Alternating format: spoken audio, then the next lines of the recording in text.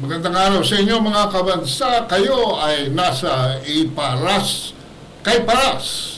At ito yung Nicod Ado Paglinawan na bubugan ng pagbati para sa ating kasamang si Eli Saludar.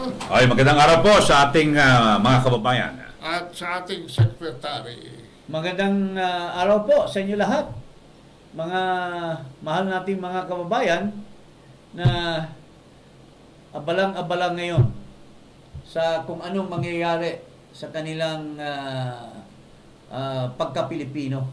Dahil nakikita nila na ang pera na mapupunta sana sa kanila para sumuporta sa kanilang pangangailangan sa pagpapaba ng mga presyo ay nakita lang nila ito ay nalunod lang at naguho lang sa mga flood control projects. Bilyon-bilyon, even trilyon na salapi ng bayan ay na ano matawag yan? Nalustay lang, naanod lang. Naanod na. Napunta lang sa bulsa. Naanod sa kasakiman ng mga sakim at walang humpay na grid. Ano ba yung grid? Kasakiman nitong mga hudas dyan sa Kongreso, mga kababayan. Okay. So dito nga, Sek, Tado, itong nangyaring ito, pwede yung may tulad, di ba, sa PDAP scam na ito, kaya lang mas triple ito. Oh, mas triple ang grabe. In fact, kawawa nga, hindi naman kawawa in the sense na kasi talagang magdusa siya dahil siyang Pero si Janet Napoles, kamakailan lang, nahatulan na naman ng dagdag na parusa dahil sa 7.5 million lamang na projects. Pero ito billion. Hundreds of millions, billions and trillions of amount of money that is being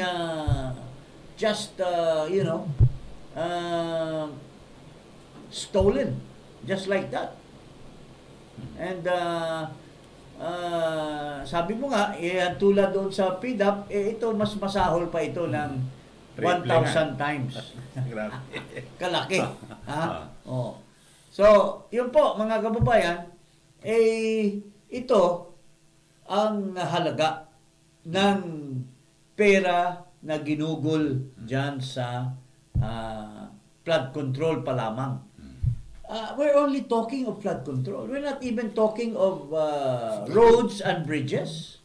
Ang dami ding mga bridges na kumulapso. Di ba? Pero dito pa lang, naging focus because sobra-sobra ang nilagay na pera ni Marcos dyan sa flood control. Ito siguro, tignan natin muna. Okay, tignan natin kung magkano. Parawan.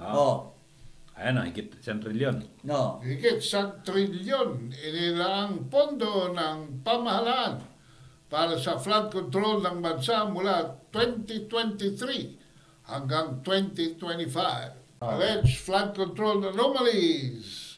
Ayon kay Senator Ping Lacson, mahigit na 1 trilyon na ang inilaang pondo ng Administrasyong President Bongbong Marcos para sa flood control projects na bansa based sa mga naipasang national budget mula noong 2023 hanggang 2025. Anya, humigit kumulang 53% nito. Ito ay mahigit na 1.9 trillion pondo ng Department of Public Works and Public Highways para sa flood control sa loob ng 15 taon mula noong 2011. Batay ito sa mga nakalap na impormasyon ng opisina ni Lacson mula sa mga insider at contractor sa DPWH na sinapubliko niya sa pagsisimula ng pagdinig ng Senado sa mga maanumalyang flood control project nitong Miyerkules, August 20. Okay. So, yung 1.9 trillion, that is the total budget for 15 years. Pero sa 3 years lamang ni Marcos ay 1.1 trillion. Sa flood control lang yan. Sa flood control lang yan. So, sa ikangay 12 years, kasi 15 years eh. Sa 12 years, kasama na yung kay GMA, kasama na yung kay Pinoy at kay Duterte, ay parang 7.8 billion lamang. Kasi 1.9 less 1.1, that's mga 800 something trillion. Napakaliit sa 3 taon lang. Tapos ngayon, Maring Eli, ito, with due respect dito kay Ping Lacson, maganda naman yung, sa Bisaya pa yan, magaling ang tumong at tinguha ni Ping Lacson. Maganda ang hangarin ni Ping Lacson. Pero, parang pinipraise pa niya si Marcos, na si Marcos daw, dahil kay Marcos natuklasan ito. Ikaw, Ping Lacson, naging senador ka na rin. Ginawa pa whistleblower si Marcos. Parang naging whistleblower para sa'yo. Hindi po totoo yan, sir. Dapat sana sinabi mo dyan para nagkaroon ng walang kulay yung speech mo. With due respect, we salute to you for taking time to expose. Pero ang mali lang doon ay pinipraise mo pa at para pang pinapalabas mong whistleblower. Yung Marcos na, yun ang mastermind lahat nito. Yung 1.1 trillion ba or 1.2 trillion na flood control from 2023 to 2025, malustay ba yan ang mga kurakot na mga congressman at senators at mga contractors at mga DPWH na mga kasabuan na opisyal? Kung hindi, pinirmahan ni Marcos 3 taon. 2023, pumirma siya. Ilang bilyon. 2024, pumirma na naman siya. At doon sa 2024, pare, doon niya pinagyabang yung flood control project sa zona niya. Sinasabi niya, we just have 5,500 flood control. This will prevent the floods. Pero, alam mo, ang Diyos ay hindi natutulog. Biglang pinabagyo ng Panginoon after 1 week. At doon, nakita ng taong bayan na yung kanyang sinasabing 5,500 projects ay bunga lang ng kanyang guni-guni. Bunga lang ng kanyang palaisipan. Because dahil sa irresponsable na Pangulo siya, hindi siya nag-inspeksyon noong 2023. Hindi siya nag-inspeksyon noong 2024. Tapos noong 2025, noong bumagyo na ng 2024 at ang daming nabaha, saka lang siya nagsasalita at mahiya daw ang mga taong bayan. Dapat sabi niya, mahiya sana tayong lahat dahil ako ang pumirma nito at nilustay niyo yung pinirmahan kong pera. Classic ito. Pero Secretary Jing, ang proseso ng pagbalangkas ng budget, ang executive ang yung NEP na tinatawag. Sila ang nagsasubmit o propose sa Kongreso. Yes. Uunahin ng Kamara yung Tapos, doon mo makikita, ibabalik siya yan eh. Tapos, di ba? May buy ka, ang layo sa NEP. Pwede niya sabihin kung binasa niya lahat. Kasi, kaya nga si Presidente Duterte noon, ilang bills yon na pinasok sa kanya na binito niya outright. 2 beses yung sa 75 billion na coconut levy fund. Nung una, hindi niya nagustuhan kasi sabi ni President Duterte, baka lustahin lang ito. Medyo mahina yung control factor. So, nag-propose na naman sila sila Cynthia Villar. Binito na naman for the second time. So, ibig sabihin, yung Pangulo na nag-aaral, may competence, hands-on sa panggobyerno, hindi mo pwedeng lukuhin. Pero itong kumag na ito, 2023 pa lang, napakalaki na ang flood control. mas malaki pa nga daw or almost as big as the entire project ng ibang mga projects ng totality ng DPWH, pinalampas niya. Noong 2024, pinalampas niya. Oh. Tapos yung 2025, parang na-delay pa ng konti. Na-delay pa dahil nag-meeting-meeting pa sila, di ba? Nag-meeting pa siya. Pero pinalusot rin niya. 21 billion lang yung... Nagbawas ng konti. Nagbawas lang ng konti. So, Mr. President McCoy Jr., wag mong ipapalabas ngayon na paikot-ikot ka, ini-expose mo yung mga paturo-turo, kabulastugan, tapos mayroon pa siyang isang video na siya lang mag-isa naglalakad, wala siyang mga kasamang para ipapakita niya talagang hands-on siya. Pero you have already lost 700 billion na nalustay. Tapos sa 2025 nalustay na rin. So 1.2 trillion ang nalustay, Mr. Marcos. So, yan ba malustay ba yan kung pinag-aralan mo? Dapat noong nabisto na-expose na yung may mga blanco doon sa bicameral report. Umabot na sa opisina mo. Huwag mo sabihin na yung budget secretary mo, huwag mo sabihin na kaya lang nilagay ni Jokno yan dahil friendly sila ni Jokno. I presume that Pangandaman has capacity to or has the financial capability to review the budget at mag-recommend sa iyo. Pero what did you do? You signed it. Imbis na ibalik mo sa Congress kasi may narinig na walang pirma, walang mga filling the blanks doon sa mga blanco, bakit binalik mo sana?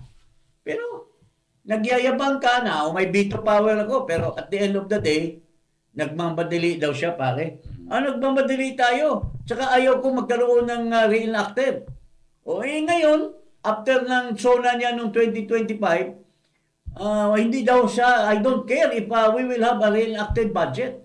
There was a time also in interview siya, no, I will not allow this. I will not have my government threatened by destabilizers. Tungkol yan sa budget, di ba?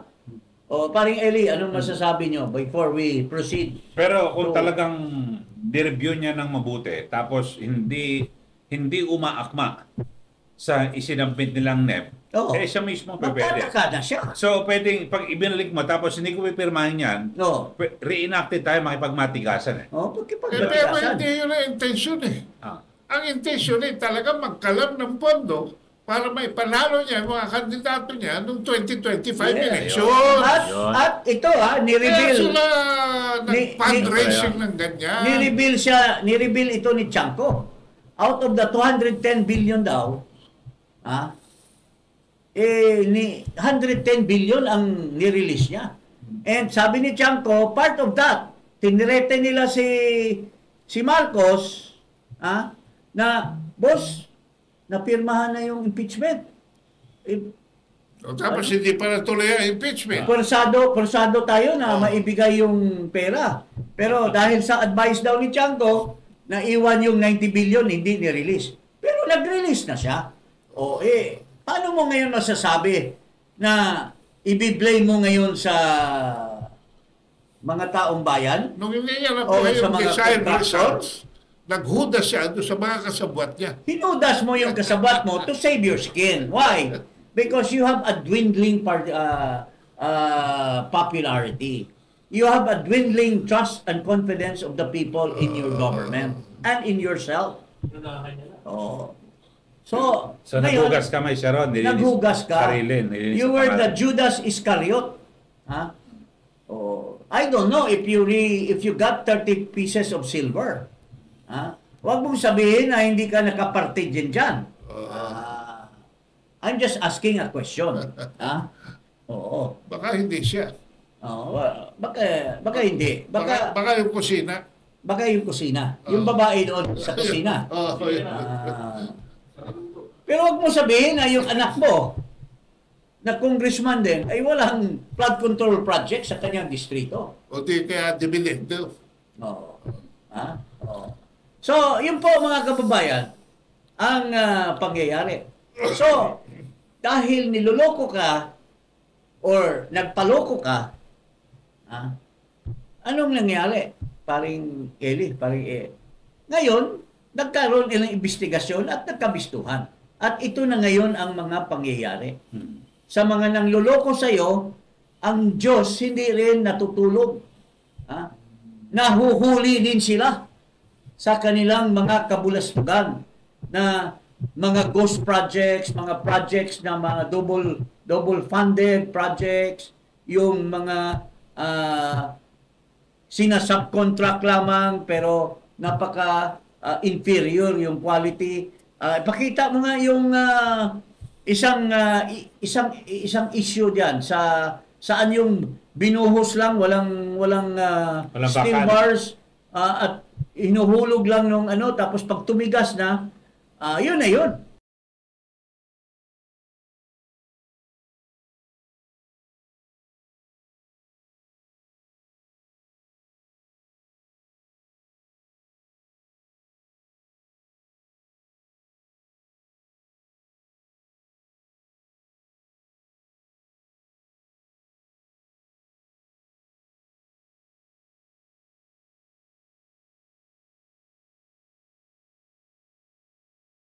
Galing sa ano bang tawag nan? Dump truck? Mixer dump truck. Oh. Yung minimix ka na simento at buhangin, hindi natin alam kung mas marami yung buhangin kaysa simento, binubuhos lang at nilalatag lang doon sa embankment. Embankment. Walang bakal. Ang tawag niyan, rebatement eh. Walang bakal na nakikita. So ito yung mga gumuguho lang pagka at kaninong project yan? Saan yan? Sa Mindoro yata yan eh. At tingnan mo itong sa Quezon. Ito, pakita rin natin sa Quezon. Sumasakit yung dibdib ko na ipakita natin ito dahil alam mo, yung si Kong Danny Suarez, parang older brother ko yan. Minamahal ko yun na kapatid sa Congress. Pero yung anak niya sana, mahal din natin kasi anak. Pero tingnan mo yung distrito nito. Sip-sip ng sip-sip kay Romualdez para makakuha ng malaking pondo para sa kanyang distrito. Pero tingnan mo. Yan na! Ay, wala pala naman sa ito eh!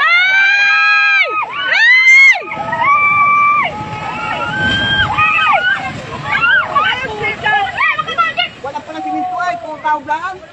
Bakit wala semento? Gusto ko na ano? Oo!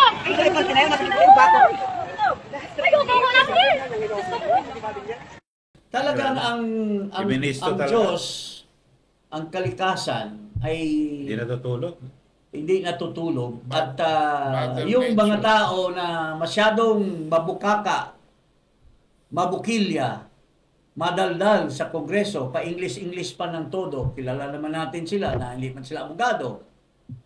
Tulad dito, sa Quezon Province, Lucena City. Sino bang congressman dyan? Nakalagay dito sa... Ayon sa... Ito yung Congressional District, 2nd District. 2nd District. Si Congressman David Suarez. Or sino ba yung David Suarez? Mas kilala sa JJ Yun yung JJ na sikat doon sa mga Quadcom, Tricom,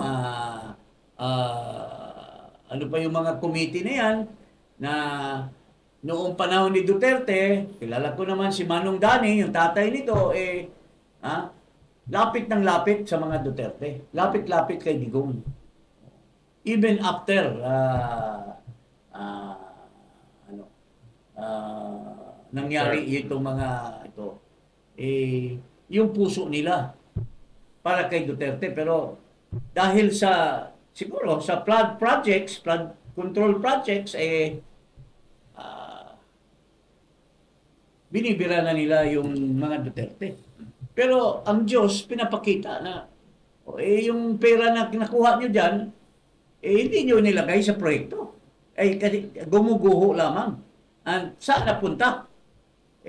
Ang taong bayan, alam nila kung saan napunta yung pera na hindi ginasto ng mabuti sa proyekto, Paring Eli. Ayun, Sek, Kato, parang halos kapares na rin siya ng ghost project eh. Kasi ito, napakagrabe, substandard, hindi walang bakal.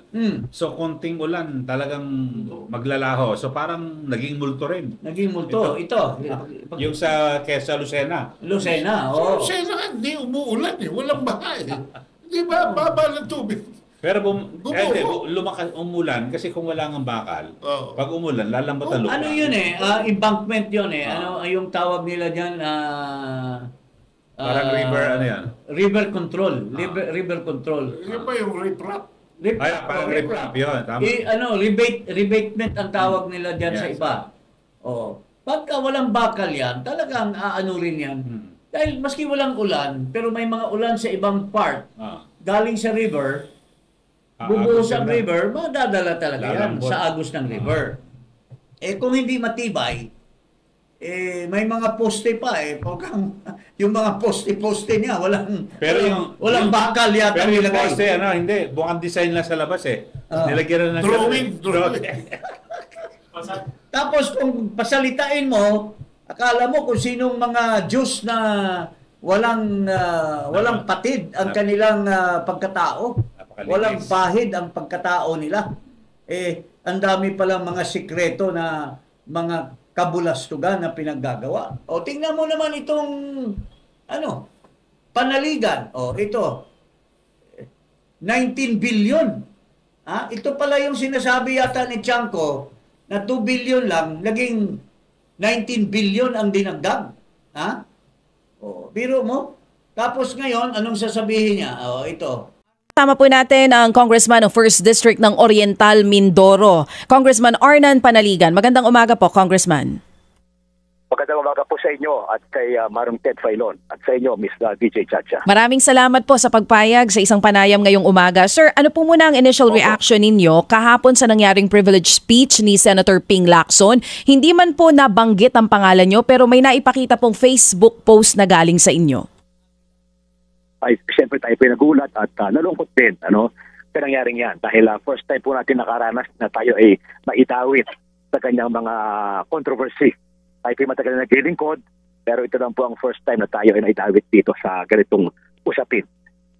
Pero tayo naman po ay nagkapaliwanag din. Sige sir, sabi nyo nga po tayo po ay nagpapaliwanag din. First time nyo pong nasangkot sa ganitong klase ng issue. May binanggit po kayo, may mga interviews na po kayo kahapon. Sinasabi niyo po doon, DPWH ang proponent at implementor ng proyekto. Doon po sa mga nabanggit na projects ni Senator Ping Lacson sa Nawan at Baco, Oriental Mindoro, pwede niyo po bang ipaliwanag sa amin po iyon?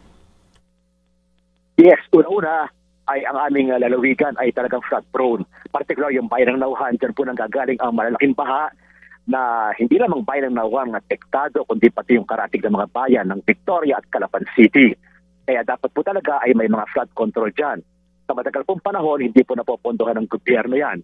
No lamang pong 2023, nagsimulang maglagay dyan ng malaking pondo ang national government and DPWH. Kaya winewelcome natin yun, naglagay sila ng mga malaking pondo dyan. At yan nga po ay nakalagay na sa budget proposal ng DPWH yung dumarating sa Kongreso, yung tinatawag na NEP or National Expenditure Program. Nakalista na po dyan ang mga flood control projects na yan. Naka-itemize na pati yung amount at saka yung location at kung anong ilog ilalagay. So hindi nyo po ni-request ito? Sinasabi nyo po na ang naglagay ng pondong ito ay ang DPWH? Yes po. Pwede ko po sabihin yan categorically na hindi po natin yan nilabi. Although, we have to admit, tayo nahingi ng mga flood control project kasi nga tayo ay flood prone. Pero yung po mga nakalista na sa NEP, yung po initiative ng DPWH. Itong si Juan, with due respect, I don't know him. Hindi ko pa naabutan yan sa Congress. Pero malapit na malapit din ito kay Speaker Kasi naging Deputy Majority Floor Leader ito. So, hindi ka naman magkakaroon ng ganung pwesto kung hindi ka malapit Malapit doon sa kusina. sa hari ng Kongreso. So, hindi totoo po yan na nanggagaling sa DPWH. Maski sa NEP. Alam mo, ang sistema kasi ganito yan eh. Ikaw, kung kingpin ka sa distrito, you will never allow na yung district engineer ay hindi mo kontrolado. Lalo na nagdadati siyang gobernador. So, kontrolado mo yan.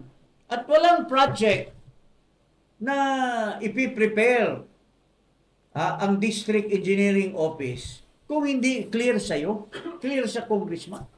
Kasi ikaw ang ikaw ang magpo-propose niyan eh. Hindi naman. Ang DPWH Engineering District will just implement lang yan prepare the list which you have dictated to them. Sasabihin, sir, ito yung mga several projects worth 20 million. Worth 20 billion. Ito po. Alin ba ang unahin natin? Alin ba ang priority? Siya, ang congressman ang sasabing, ito. Kaya nga ang daming flood control projects na pinili niya. Although, pwede niyang sabihin, kasi kayong karamihan na hindi nakakaalam, sabihin niya, galing yan doon sa kanila. Pero walang gagawa na district engineer kung hindi kiniklear sa congressman. So, papasok yan sa NEP. So, hindi yung sa NEP hindi 20 billion, 19 billion sa NEP. 2 to 3 billion lang yang ipapasok mo doon. Kasi sisitahin ka na sa Malacanang pa lang bakit sobrang laki? Pag sobrang laki. So, sa NEP, mga 2 to 3 billion lang. Pero doon na sa insertion. Kaya nga gusto ni Toby, sino ba? Ito ba si Panaligan? Nagbigay ba ito ng request, ng wish list na masama doon sa BICAM or sa insertion?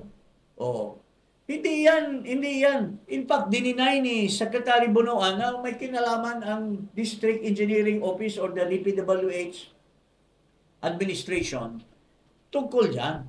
So, nagsinungaling ito, taong na ito.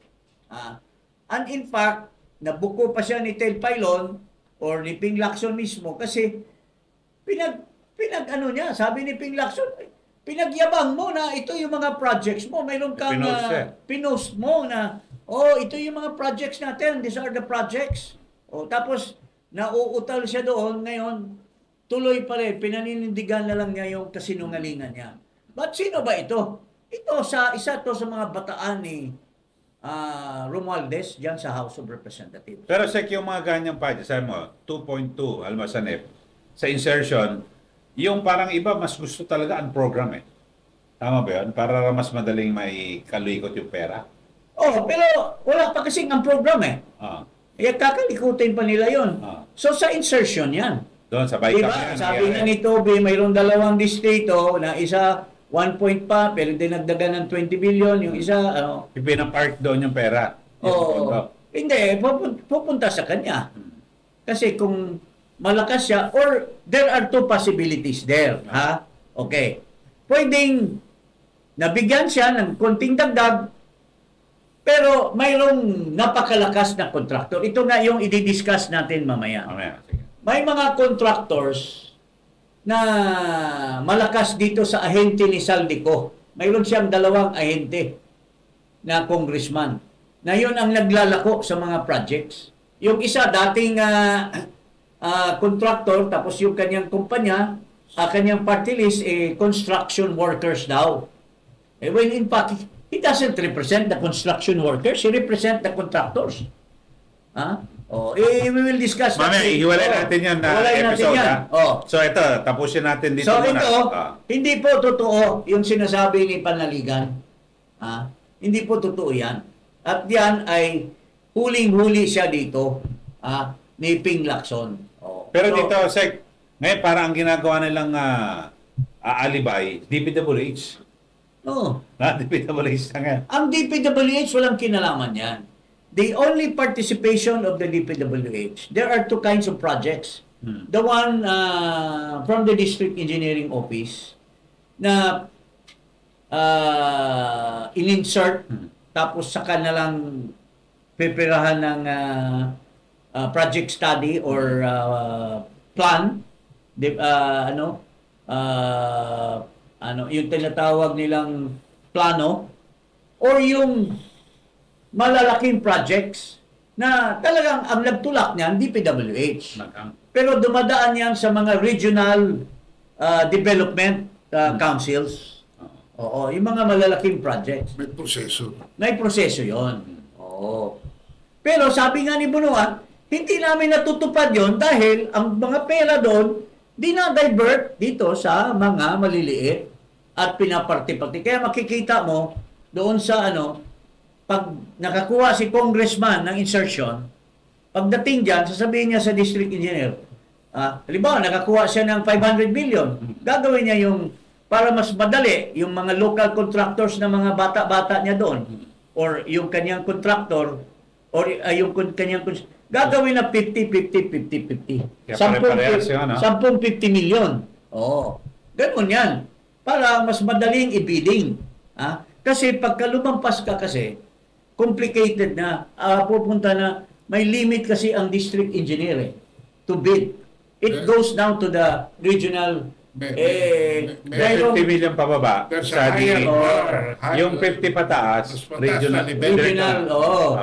regional office. Pero may lusot pa rin yan. May mga district, may mga congressmen na napakalakas. Pwede niyang brasuhin si Bunuan na yung regional director will direct the bidding to the district engineering office. Mayroon ganun. That happens all the time.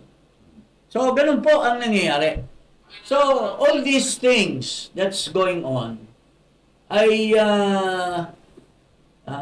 talagang hulog ng langit. At huwag masabi ni Marcos na siya ang nakadiskubre nito. 3 taon mo pinabayaan. Kung nung unang araw pa lang, if you were a hands-on president, a competent president, and someone who really governs, and hindi nagliwaliw parati sa ibang bansa, nanonood ng konsyerto, or sinasabi nga, mamaya sabihin namin na 10:30 pa lang in the morning, amoy alak ka na, hindi mangyayari ito. No. Hindi sana malusta yung pera sa flood control. Kung yung 2023 pa lang, you were already hands-on at iniisa-isa mo yung papeles na pumupunta sa opisina mo. Di ba? Parang ano masabi mo dyan? Well, ika nga, this is all happening under his watch. But ang problema, command responsibility. He was not watching for anything at all. Because he was expecting na itong mga tawang ito, will just deliver kung saan nila talagang pinag-usapan dadalhin yung pera. At saka, hindi yung sa mga projects. At saka importante dito, ngayon, pinuputakti si Bunuan. Si Bunuan, I know him that he's not also really a good secretary. Unang-una, above sa kanyang pay grade yung pagka-secretary. Pang-USEC lang yan at pang-assistant secretary. Pero siguro may bumulong kay Marcos noon at pinasok na secretary. Pero you cannot totally blame him because Bunuan is a weakling. Pag nilapitan niya ng isang matapang na congressman, pare, ito, ayusin mo ito, ilagay mo ito sa distrito ko. Hindi na papalag. Hindi papalag yan. Order na yan kaagad. Maraming mga hustler dyan ng mga congressman na malalakas. Malalakas doon sa amo nila. At siyempre, pag nakita ni Bunuan, ay puta, malapit ito kay Juan, yung tao doon sa ibabaw. Sige sir, I'll direct the USEC na ayusin niya. Yung mga tirador niyang USEC, yung si Bernardo, yung Sadain, yung Ador Canlas, yun ang mag-aayos dyan. Pagka yung Cabral. Yung Cabral, opisina yan Yun ang mag-aayos doon sa mga distrito. DE, ayusin mo itong kay Congressman, mayroon na yung signal kay Secretary na siya ang may tangan dyan sa proyekto na yan. So, you cannot totally blame him at hindi siya pwede magsalita dahil takot yan. Dahil ginawa niya yung hindi dapat gawin. Dahil gusto niya, dahil inutusan lang siya doon sa itaas ng Congress or itaas ng Senado or yung mga malalakas na mga congressman na dikit doon sa pinakamataas na mga opisyalis ng Senate at saka House of Representatives. So, kawawa din si Bunuan in other words. Pero hindi siya katulad ni Babe Singson na he doesn't care, matanggal man o hindi, I will say no. Ganon si Singson. Naalala ko pa noon nung sekretarya ng DPWH ni Noynoy. Upright citizen yan . Hindi mo pwedeng basuhin yan . So, magkaiba ang dalawang tao. So, yun po mga kababayan. Okay, so yan lang muna. Abangan nyo yung susunod nating episode at i-discuss natin yung tungkol sa mga kontraktor. Yes. Kung na traktor pa. Traktor pa. Okay, so Kade. Huwag kalimutan mag-subscribe dito sa Iparas kay Paras at i-click ang notification bell. Maraming salamat po. Okay, magandang araw po sa inyo lahat. Magandang araw po.